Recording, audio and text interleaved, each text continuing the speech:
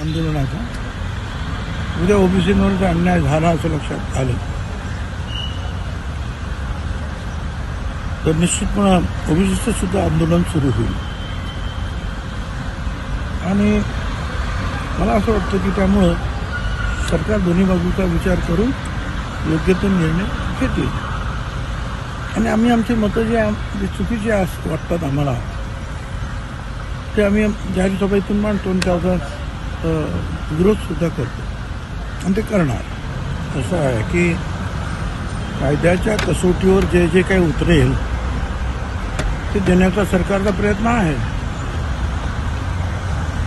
कारण आजकाल कुणी कोर्टात जातो त्याची चिरफाड होते त्यामुळे नियमात कायद्यात काय बसेल त्याचा प्रयत्न सुरू आहे मराठा समाजाला वेगळं आरक्षण द्या